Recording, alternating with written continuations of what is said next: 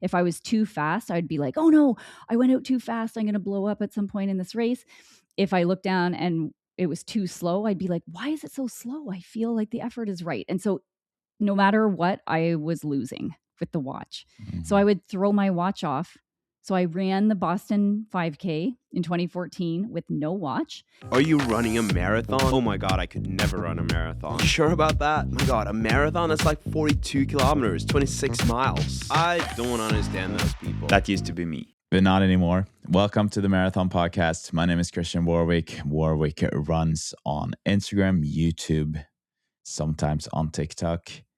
Really happy to have you here. If you're new to the podcast, welcome. This is a great episode.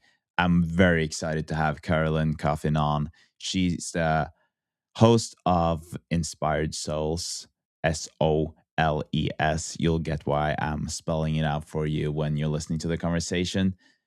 It was such a nice chat with Carolyn. One of the reasons that I wanted to have her on, well, first of all, we connected in this fall, and I was on her podcast. And then one of the reasons I really wanted to have her back on, she ran the marathon project in December, and she did not reach her goal. She had some pretty public goals for her marathon, and not reaching them is obviously hard. I think it's hard for all of us, but the way she was talking about this on her own podcast really made me want to explore more, dive deeper into that, and also about like showing emotions and being okay with the upset of not performing the way you want to.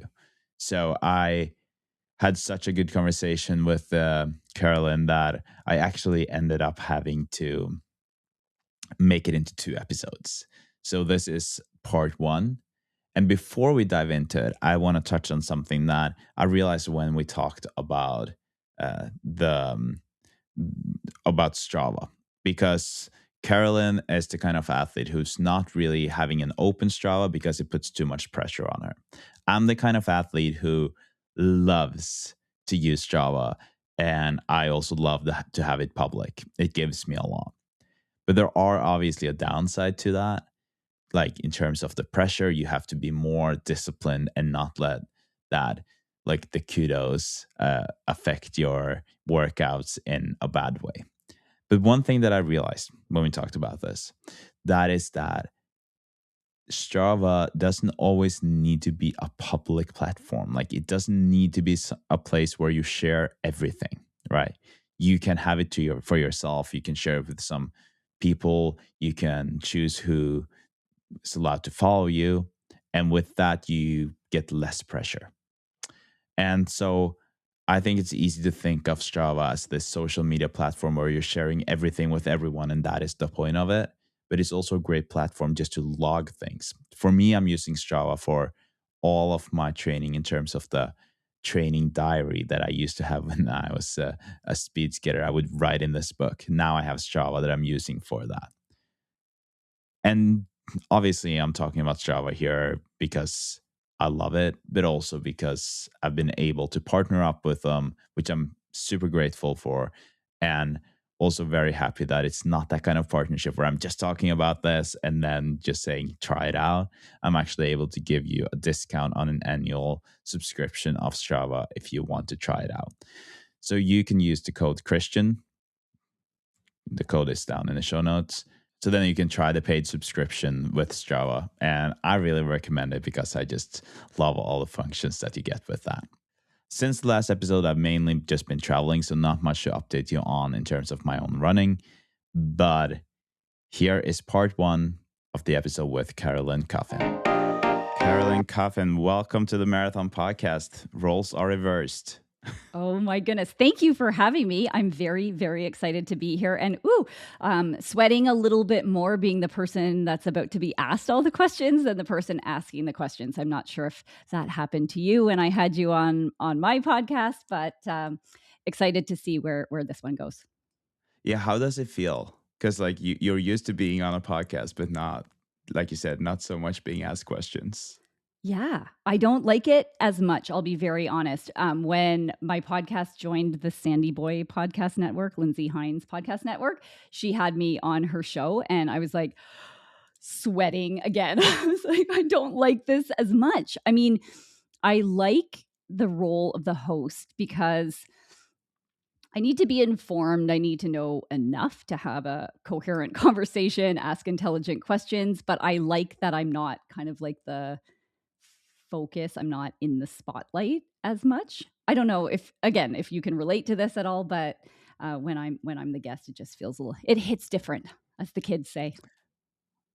I totally see what you mean. I've learned that I love to be the center of attention, but I also love to not be. And I'll, most times I will feel much better after when I haven't been, if that makes sense. But I think that Makes total the sense.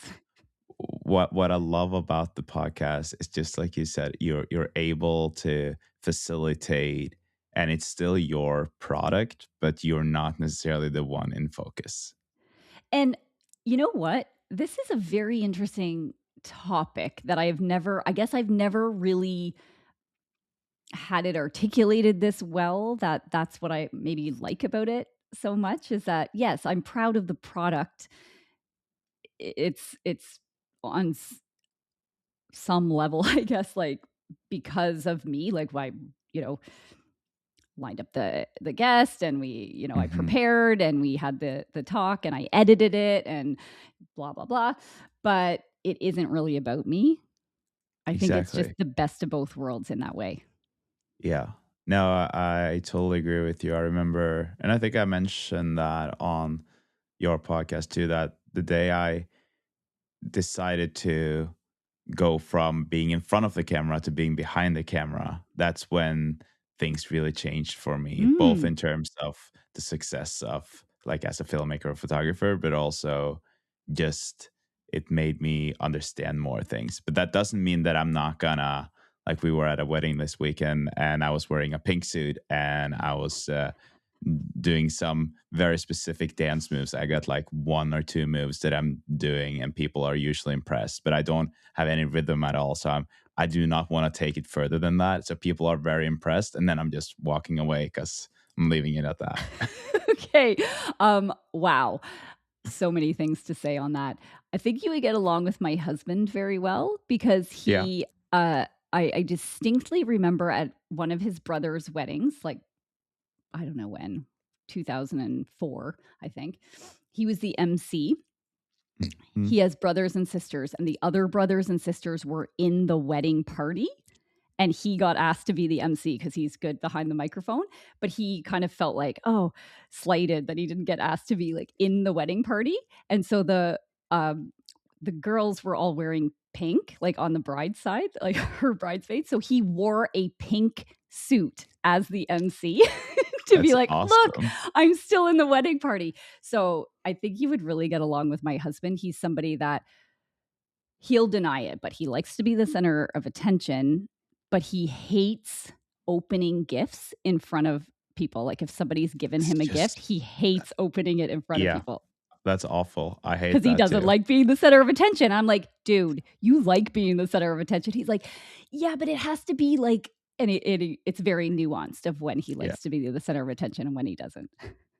I can relate to that. But Wow, the we've the gone on a tangent already. yeah, but that's great. I love it. But I'm gonna try to get us back on track. And before we dive into everything, why don't you present yourself, who you are, a little bit about your running journey, but also your podcast journey, because you have inspired souls and you've been doing it for a very long time and you're doing great. I love the podcast, and we're gonna get back to like one of your episodes, one of the latest episodes is like the main reason I wanted to have you on. I wanted to talk about that. But why don't you tell us a little bit about how it all started and about you? Sure. Yeah. So my podcast is called Inspired Souls. I started it about 5.5 years ago. And back in the pandemic, it was a little pandemic project. I think a lot of people maybe took on little projects during that time. And that was one of them. I actually started it with a co-host. Like I had a co-host named Kim Sankey from the beginning. She's a trail runner and ultra runner. She lived in so I'm from Winnipeg, Manitoba, Canada. And so she was living in Winnipeg at the time. And I had actually just moved to Winnipeg. My husband's in the military, so we move around a lot. And so we had lived on the West Coast in British Columbia on Vancouver Island prior to this. And then we got transferred to Winnipeg.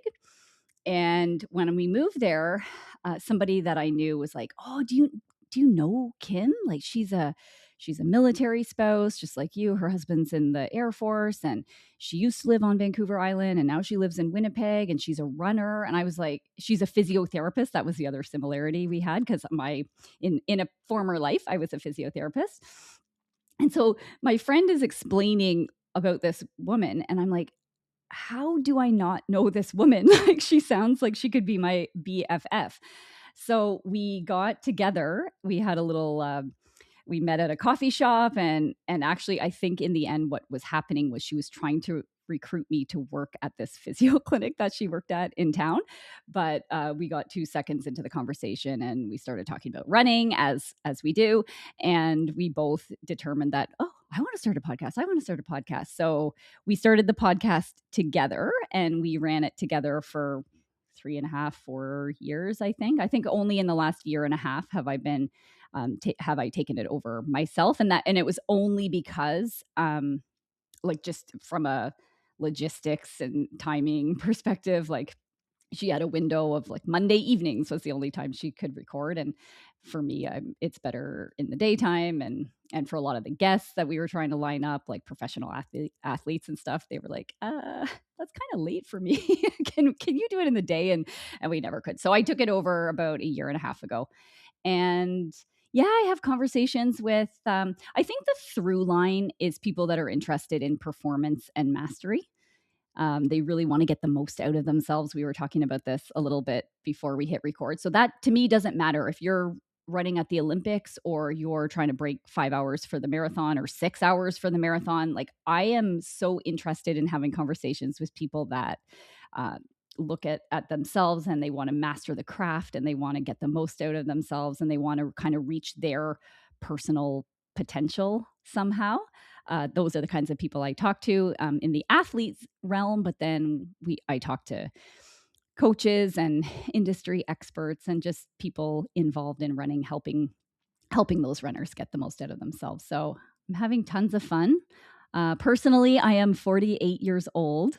I've been running kind of somewhat seriously for maybe the last decade, 15 years, 10 to 15 years, something around that. And I became sort of fascinated in the right around when I started the podcast about my own personal marathon personal best is from 2015. So I think I was 37 years old and it was technically my second marathon, but really my first marathon. My first one was back in 2000 and I ran it like pretty much off the couch. So it doesn't really count. I ran a 4:17 pretty well off the couch and then swore I would never do it again. And then 15 years later, I had kind of gotten some coaching and gotten to know my way around like the 5K and everything from the 5K to the half marathon. I was like, okay, maybe I should try the marathon again. And I practically almost ran an hour faster in my second marathon. But I consider it the first one. I ran a 3:21:55 in the Vermont City Marathon in 2015 as a 37-year-old. And then I kind of parked it. No, I didn't really park it. That got me into Boston, and I ran Boston in 2016 and had a terrible experience because when you take almost an hour off your marathon from your first to your second, you think that trajectory, I didn't think I would continue to take an hour off, but I thought I would continue to get better. So I was going for, I think, something like a 3:15 in the 2016 Boston Marathon, and it was awful. And I ran like a 3:35.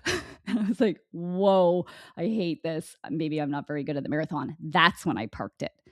And then when we started the podcast in 2020, I had just run a 5K October 2019 on my 42nd birthday.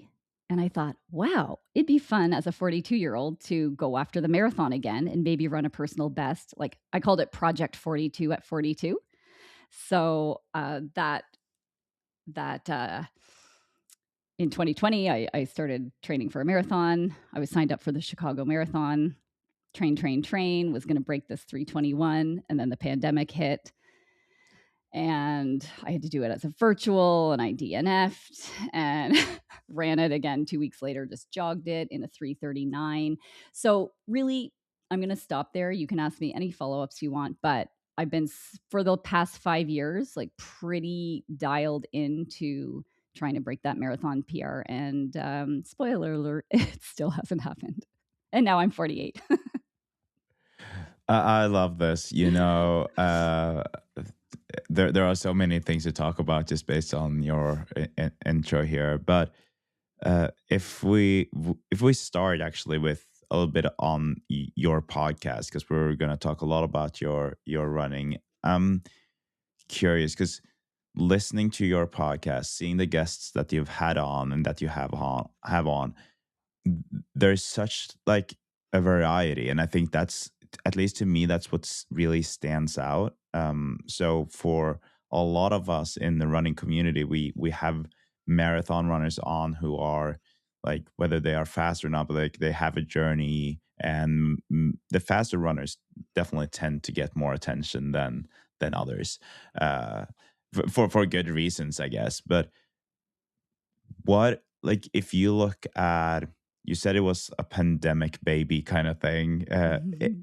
If you look at your motivation, what is it that motivates you to keep on working, but also when you first started it? Because based on what you're saying, it was like, especially with the marathon distance, you parked it a little bit, and you've had, if I can call it, a somewhat complicated relationship to the marathon, but also maybe to running as a whole. Then, like, the inspiration and motivation to start the podcast, but also to just keep it going. Because how many episodes do you have now? You didn't mention that, but there are so many out there.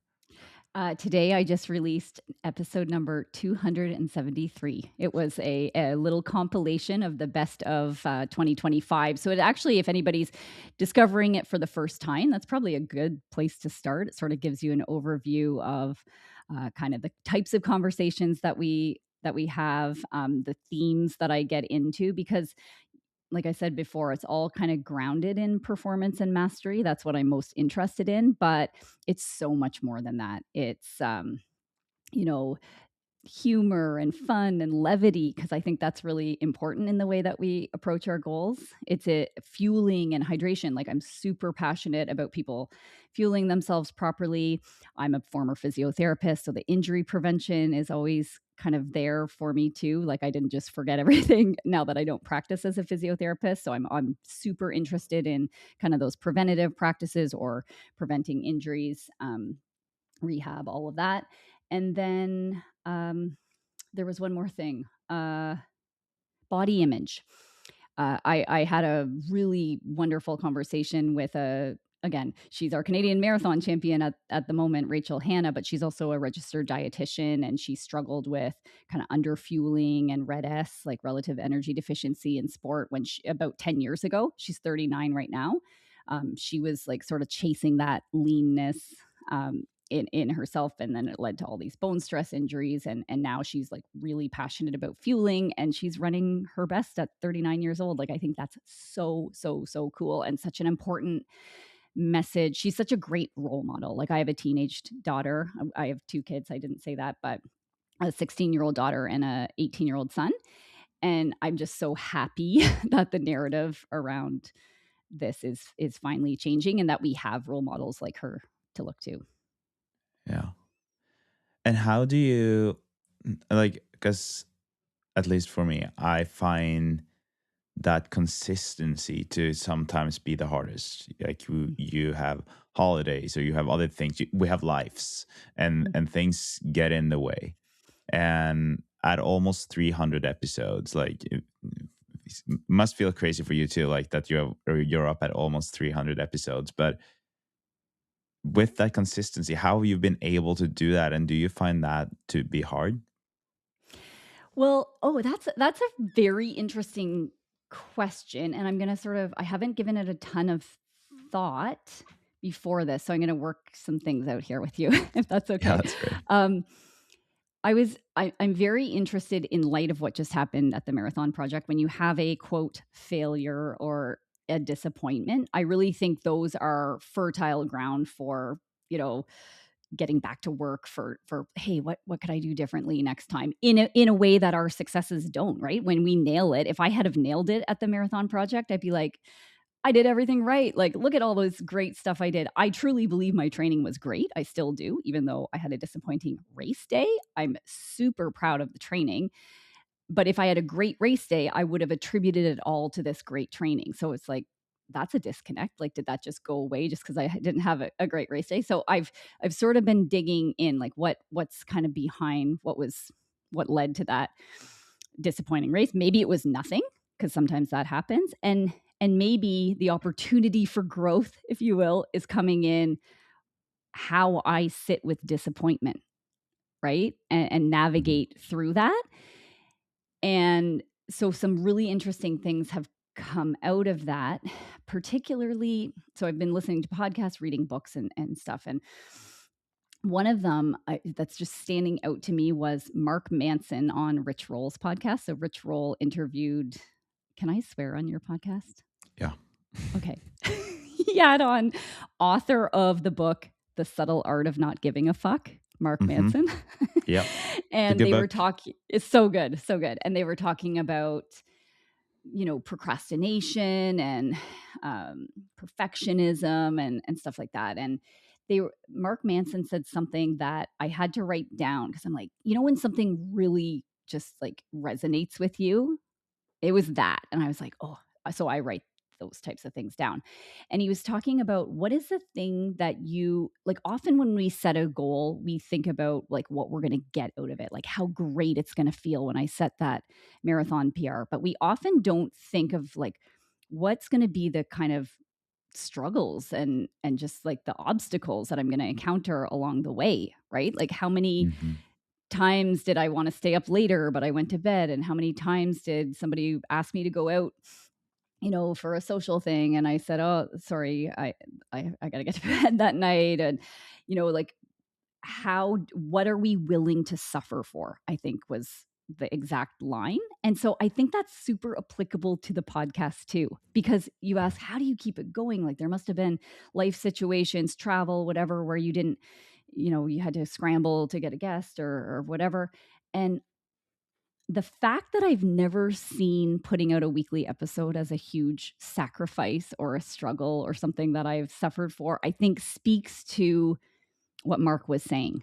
We got to Yeah. find the things that we just enjoy suffering with, or we Hmm. don't even think of it as suffering because we enjoy it so much. Hmm. And those are the things that point to what we should be doing with our time. Yeah.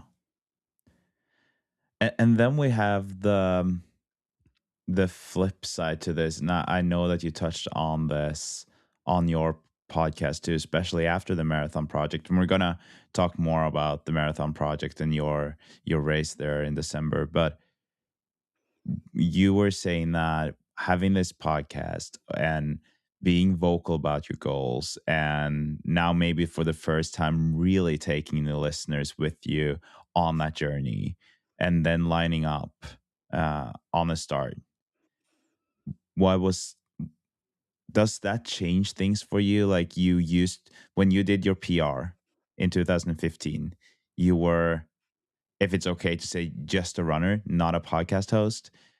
Now you are a runner and a podcast host, and people are curious. I'm sure there are more people tracking you, more people messaging you. Uh, does it affect you at all? Hmm. That's a great question. And I guess before this race, I would have said no. I mean, I run for me. Actually, I had a we have had a mutual guest on, Alex Sear from the Mm-hmm. Marathon Handbook podcast. What a great guy. Amazing. He set a very public goal this year that I have talked with him about on the podcast. He wanted to break 30 minutes in the 10K before turning 30. Like, cool goal, right? Mm-hmm. It was him, and my investment in him getting that goal was the inspiration for me doing this, if I'm being totally honest. Cool. I loved following his journey to that. And what's perhaps the best part of following along with that journey is that he didn't do it on the first time. Mm-hmm. Exactly. If he had done it on the first time, like, I think it's cool when people set a goal and they hit it. I think that's awesome. I'm like, you go, girl, or you know, but when they don't hit it, I'm actually a little bit more invested. And I'll tell you why. I think it means that it's the right goal. If we're hitting 100% of our goals, we're probably setting our goals a little bit too low. Mm-hmm. Right. And so because it took Alex, I had him outline all the public tries that he did. And I think it was like 6 or 7 of them. But not all of them. I think since setting it as a public goal, I think there were maybe 2 or 3 times before he actually did it. Yeah. And I loved that he didn't do it on the first try. I didn't love that maybe he was disappointed or was like, bummer or anything like that. But I think there's something very human in knowing yourself enough to know, like, a difficult goal for me would be this. Too easy would be that. I might hit it 100% of the time. Too hard would be this. I would hit it 0% of the time.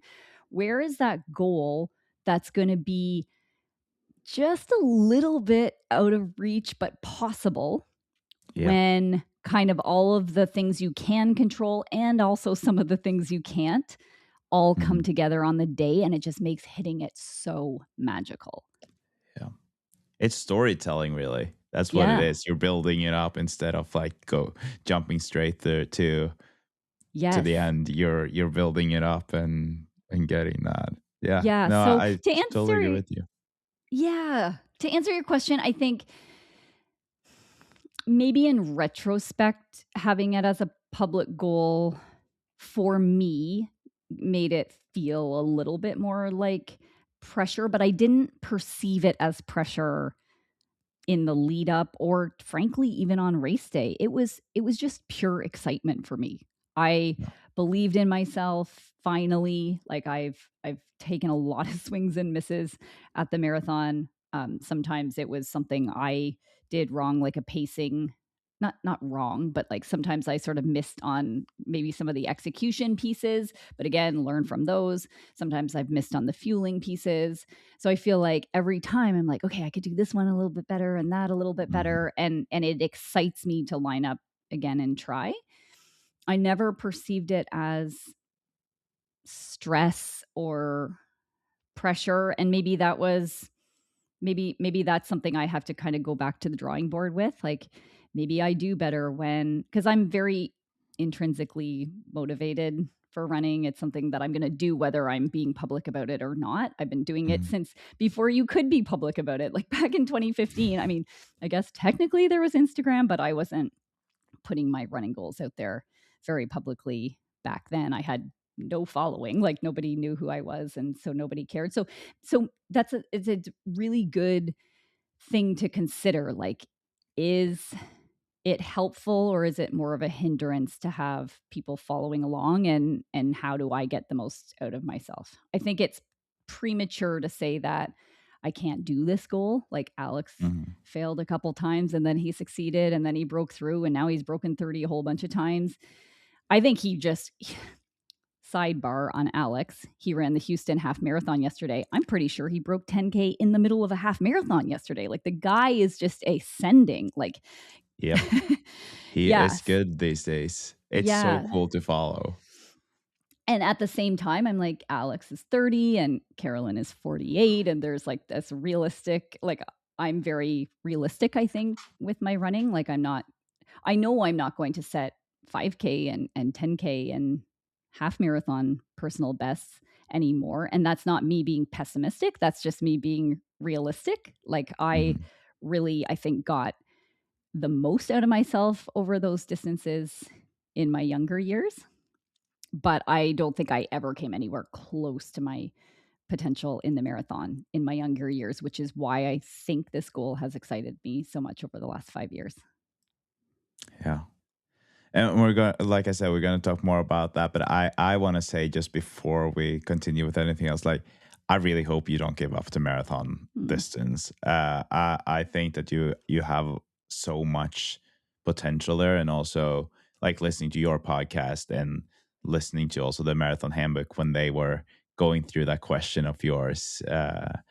I'm gonna touch on that too, like when we talk more about the marathon project. But I think that based on all of that, and I texted you too after listening to that episode with them, where I was like, I'm so impressed with your dedication. Because the funny thing was that I'm pretty sure they were reading the question before they said who it was from. And so I was like, wow, this person is really doing everything. I'm so impressed. I need to learn from this person, need to be better at, my strength training, all of this. And so from the outside, I would say that there's like no reason for you not to make this. And talking to a lot of athletes, and especially when you talk to Olympians, right? You have one day in 4 years where you're supposed to perform. And a marathon, in a lot of ways, it's the same. It's not every 4 years, but it might be like once a year or twice a year. And even if you do more marathons than two a year, you probably won't have more than two where you really prioritize them, like racing them 100%. So I think that there's so much potential there for you. But I'm also curious about like because I can relate to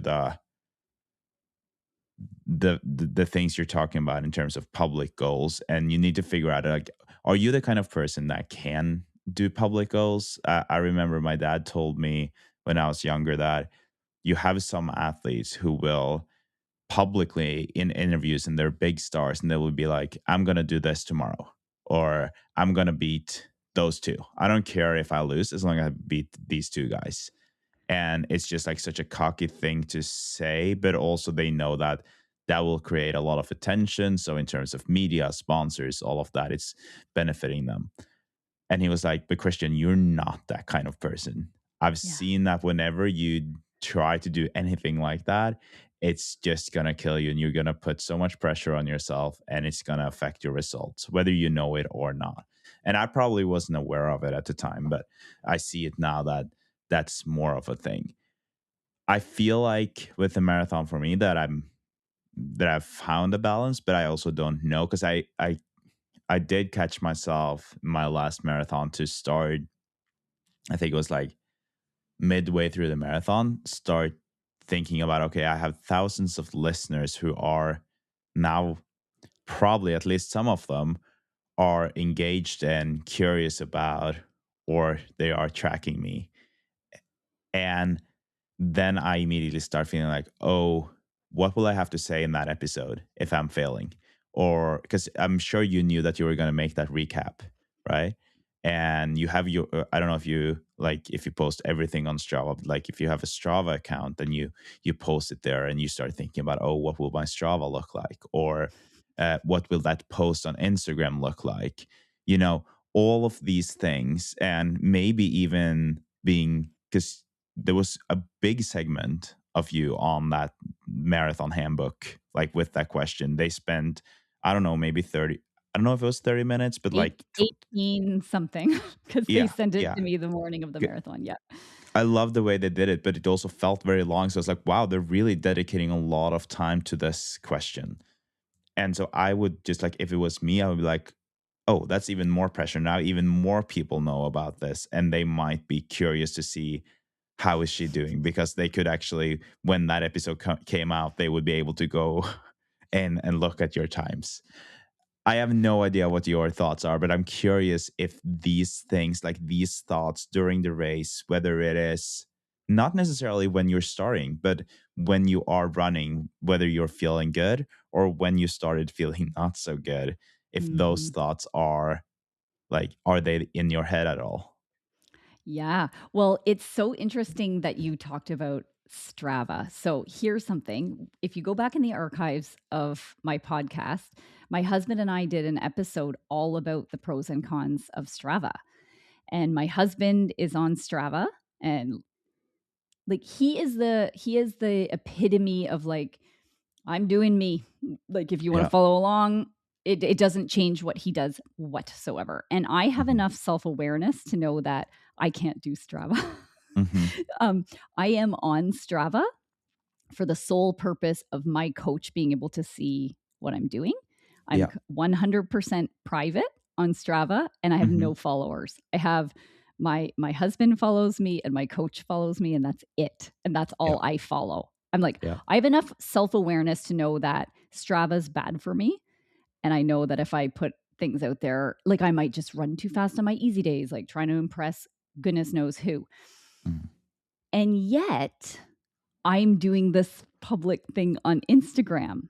Interesting, right? And I didn't. So again, that's something I'm going to take back to the drawing board, I think, is that why is it any different? Like I'm saying, here's my public goal on Strava, and then to your question, was I thinking oh, what are people thinking? Uh-huh. I was. When the Mhm. wheels started falling off. Well, first of all, and we can maybe talk about the race if you want, but I noticed very early on. So I am very, very, very good at running by effort.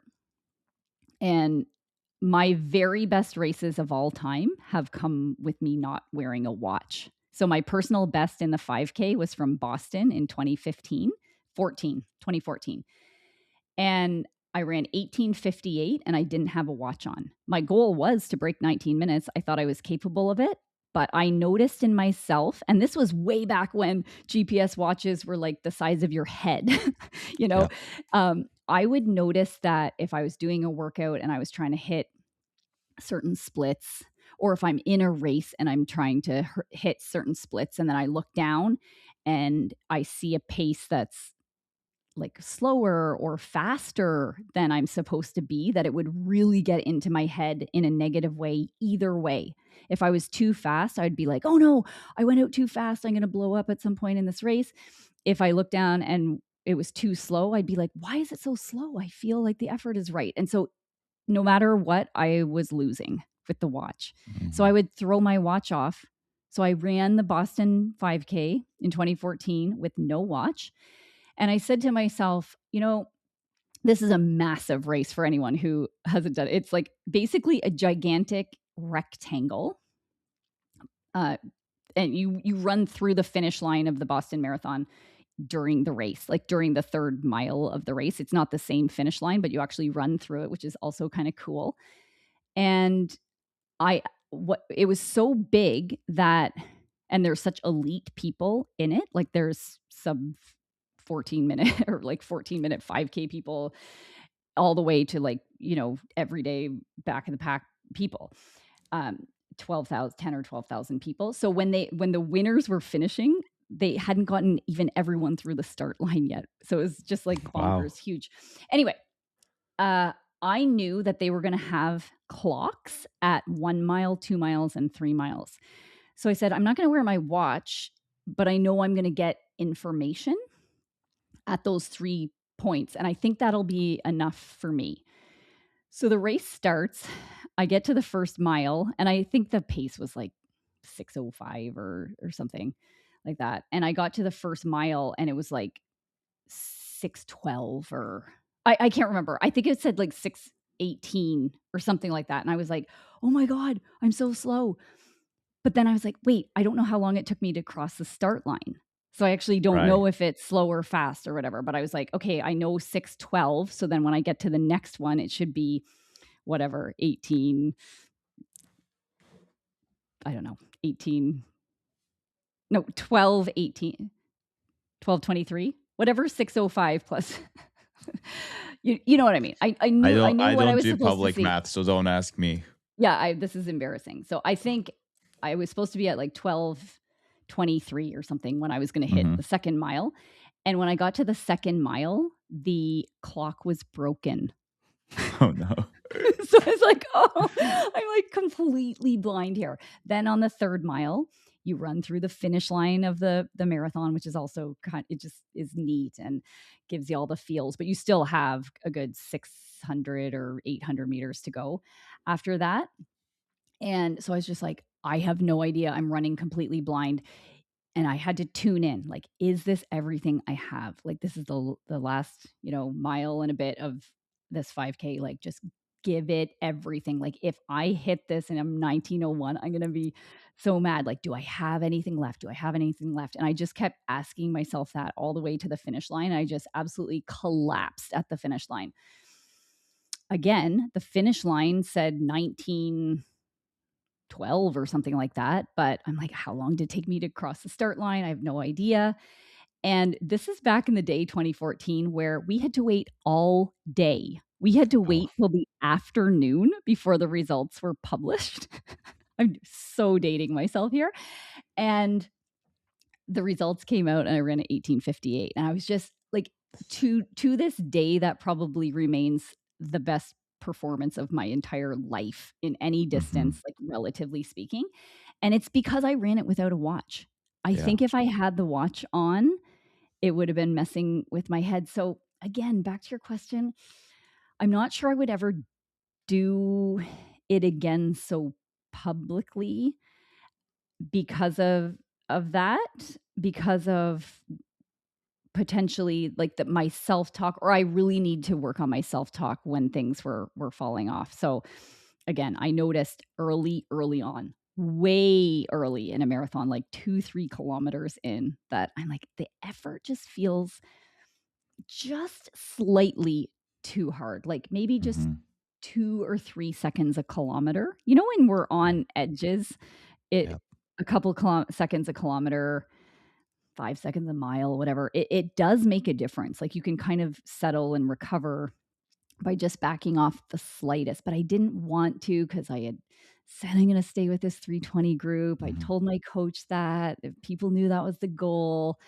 Um, but I overrode kind of my own internal voice in that moment, and I think if there's one lesson from this quote failure or disappointment, that's it, is like, I can trust myself when it comes to running. And I know that's Hmm. not always true for everybody, but I know I'm an experienced enough runner that that's true for me. And so I haven't announced this publicly, but I am contemplating running the Boston Marathon this year without a watch. Awesome. I think you should Be do that. Yeah. Yeah. But the thing is, I like the data too much to probably run it without a watch entirely, but I think I'll put electrical tape or something over Yeah. it so it's Yeah. capturing the data, but Yeah. I'm not, aware of the data one little bit during the race and run it by effort.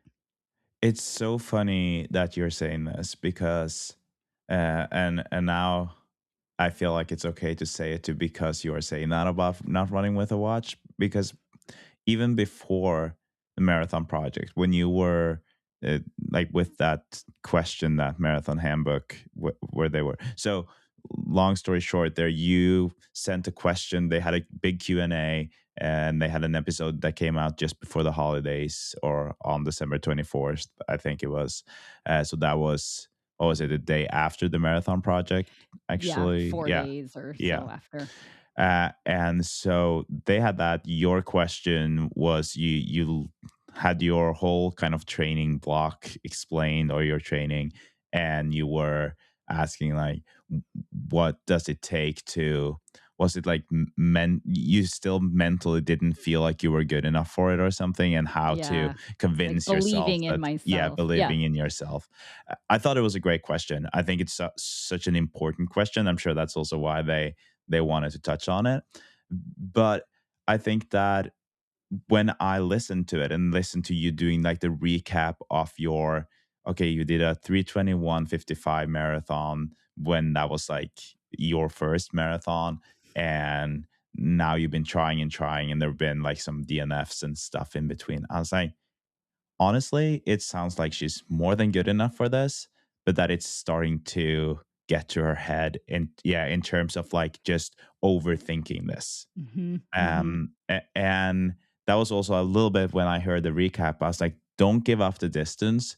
Just try to figure out how to forget about all of this. And it sounds like this could be the solution, like the watch, I because think it could. then Yeah. you just run and you don't think, and you just Yes. do whatever you want. Because if you don't get any like answers, if you can call it that, throughout the course, you will just run by feel. You will run the way you're saying that you're good at, and uh, like in fear of making you then more stressed out. I think that then you could blow all those goals of yours out of proportions because you are a good runner. Like there's no doubt about that. Like you said it yourself. You love the data. If you do look at the data, there's nothing that will say that you're not good enough for it, right? So I think that that is very interesting. I think maybe that's a great advice for other runners too. To if they are feeling too stressed out by it, they do that. Like with speed skating, where I come from, I know that there most athletes will have like there's this board on the crossing whenever you like each lap the coach will stand there with a board and it will say like 1-0, and that means that it was 31-0 per lap on that last lap. And some skaters might be stressed out by that. So the coach might actually choose to throw the board away and just stand there and be like, okay, sideways, sideways, focus on your tasks. That's all you need to do. Rhythm, rhythm, rhythm. And feel like we've gotten so used to having the watches or having that board from speed skating that it's almost controversial not to have that board or not to have that watch. So I totally support it. I really hope that you do that in Boston. I'm sure that's gonna give you a great result, and I can't wait to hear about the experience of doing that if you end up doing it.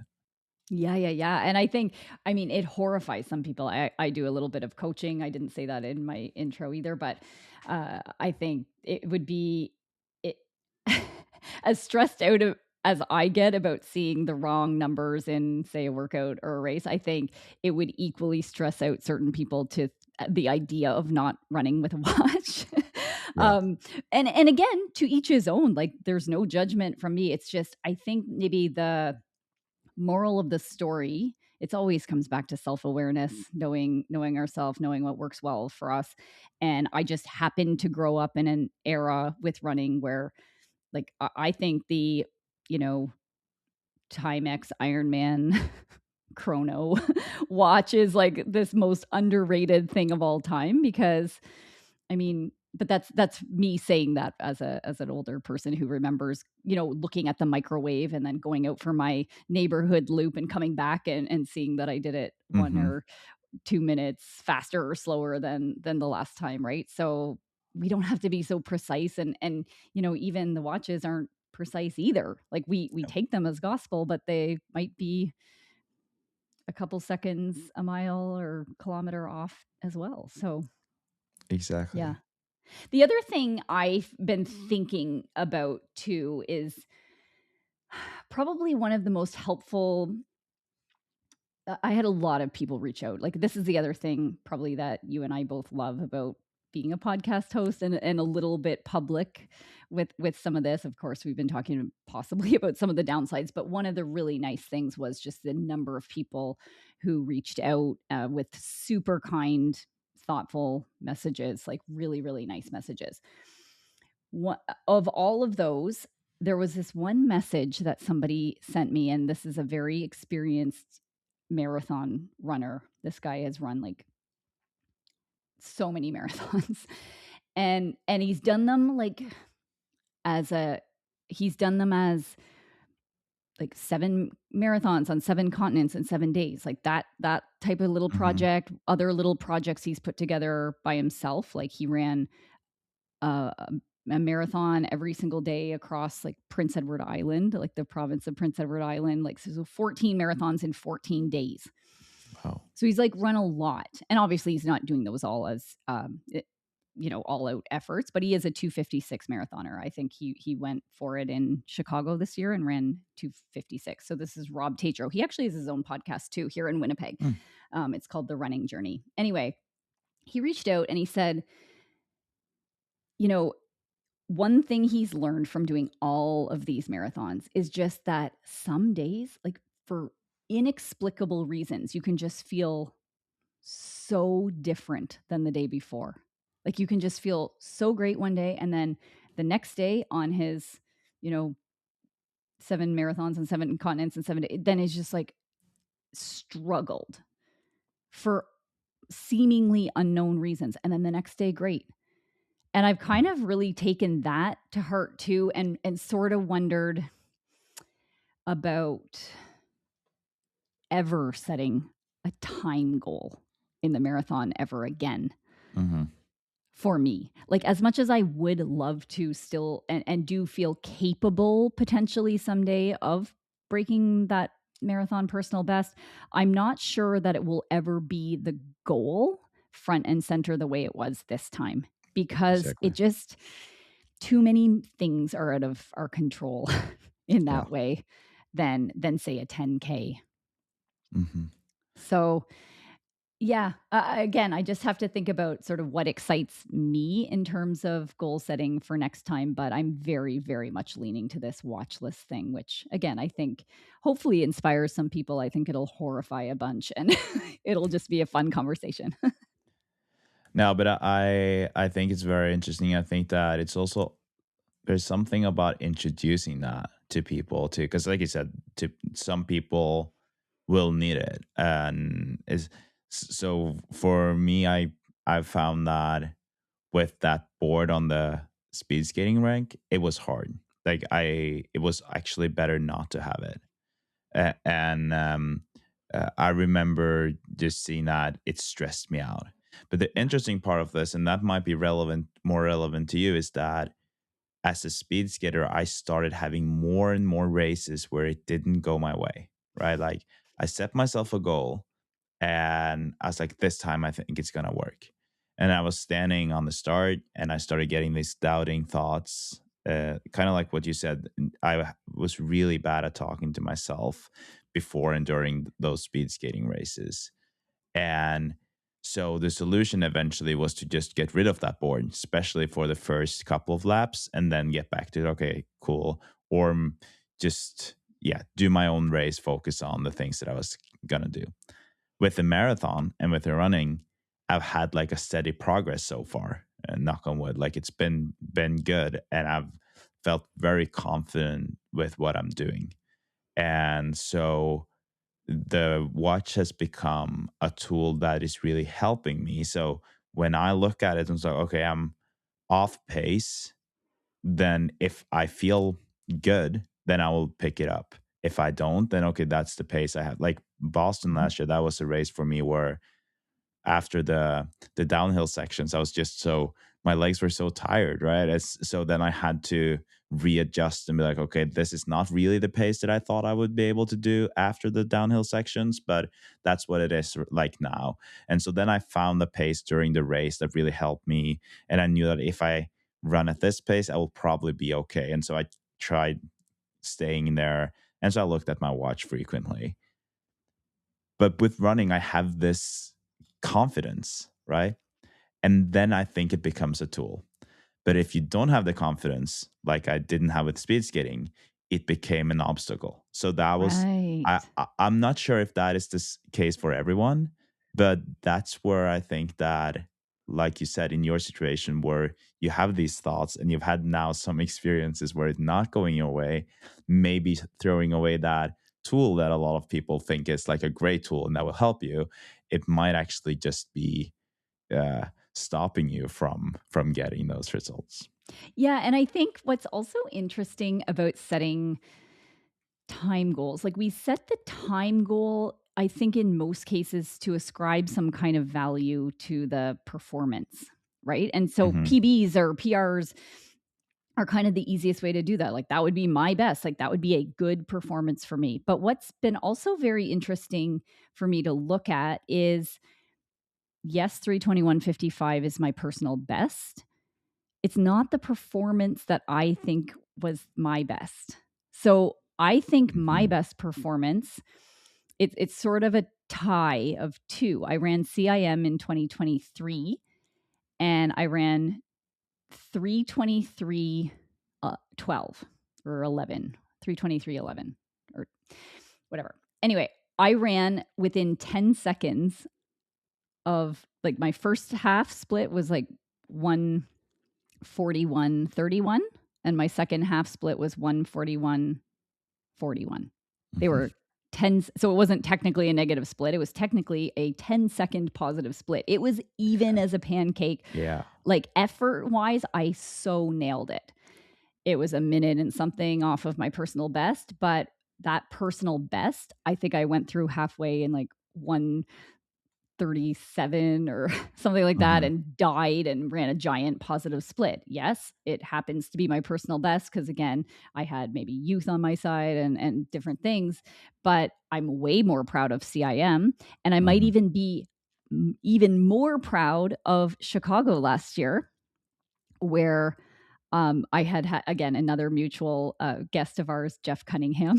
What a funny guy. He's great. I had talked to him before Chicago, and he was talking all about, marathon pacing or I think he was I had listened to him on the Relay podcast with Peter Bromka, but he was talking all about specifically Chicago, saying like, here's how you run it, and your GPS isn't going to work, like worth a darn. Like you can't even look at your GPS in Chicago. It's just wrong. So you kind of do have to go by effort, or you have to write the kind of cumulative 5K splits or something on your arm.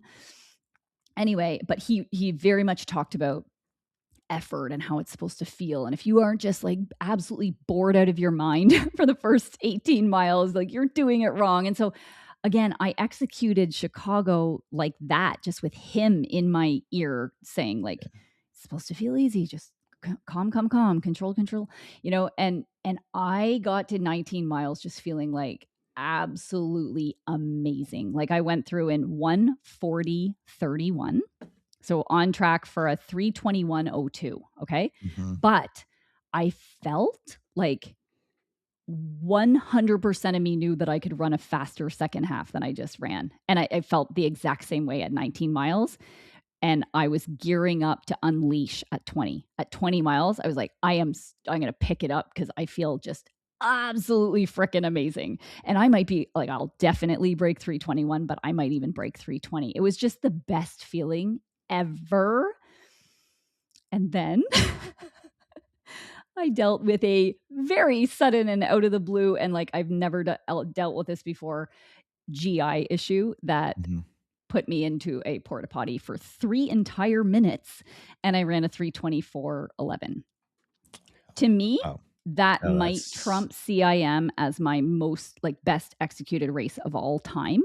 Oh, definitely. But it's not a PR, so it's like, why do we do this? Like I already have a race I'm even more proud of. So why am I putting the PR up on the pedestal, And why am I like making a time goal at all when I've just proven that you can not run a PR and be more proud of it? So I think it is really an execution that I'm after anyway when I'm ascribing these goals in the first place. So why don't I just make execution goals?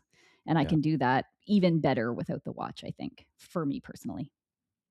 That is a very, very interesting discussion. And I want us to touch more on that at the end of the episode, because we talked about some things before we hit record, as you said too, which is kind of like in the area of what we're now touching on. But I think that it's so easy to be like, oh, my personal record is say 3:21, but I've done a 3:24 with a bathroom stop. And like, I would immediately say, yeah, that's much better.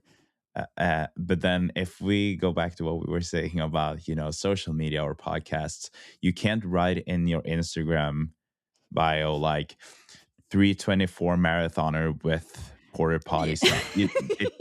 Well, you could. It would be funny, but it's like, and I think that is where maybe some of the answers to that will be, that you would just love to be like, yeah, I'm a 3:19 marathoner, or whatever that is, right? Like so, but it's really, really hard. I totally see what you mean, because especially looking back at my life as a speed skater, I had so many trainings. I was talking to one of my best friends about this the other day, that I had so many trainings where I was like, wow, I'm at a high level right now.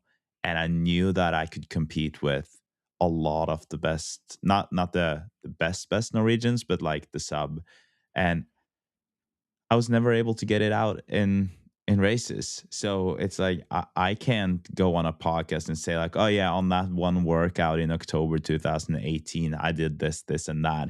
And then this guy did that in that training. It's like, well, it doesn't matter, because come November 1st and you have the first race, it's like I was far behind and I messed up. So it's impossible to do those comparisons. But I do still think that it should make us feel a little bit better about ourselves, because we still know what our level is, right? Like, and I think that is I hope that you're telling yourself that, yes, my PR is from 2015, but in Chicago, just a couple of years ago, I still did like a race that is much better, like if not on paper, but in theory, it is a better race.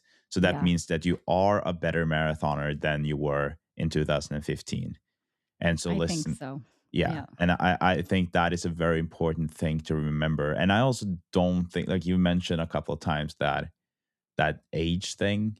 I don't think that your age will ever be what's limiting you from running a faster marathon in a 321. But like, I don't have too much to go on like when I'm saying that, but I just don't think that is the case. Yeah. Well, I So mean, if I'm 80 years old, maybe not. yeah, Maybe I yeah, won't be. yeah. But I don't think, like, it can be tempting to think like, is it the age thing as I'm Mhm. getting kind of close? But then it's just not a helpful thought, because deep down I don't believe it. Like, I Mhm. don't. I still believe that in the next few years, anyway, if I just keep lining up, one of those Yeah. times will be my day. Yeah, It's just one not of helpful.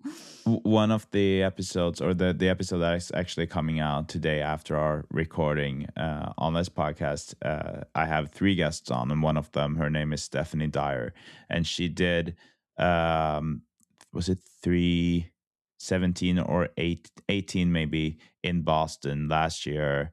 She's Did you say she was 54 years old? And that was like Wow. her best Boston ever. And she's been running it almost every year since 91 or something. So, Wow. so she, I think it was really cool to listen to her in terms of kind of what you were saying, that even she was just emphasizing age is just a number. I'm running faster now than I have before at 54. And I think that is also something, like, at least it inspires me I'm 33, but I still have such like big goals there. And just Yes. knowing that as I'm getting older, and as I'm definitely feeling that like my knees are not as strong as, well, they're probably getting stronger now because I'm doing strength training, but they're not capable of doing the same things as I was able to do when I was 18, because then I felt like I could do whatever and I never really Yeah. started feeling anything.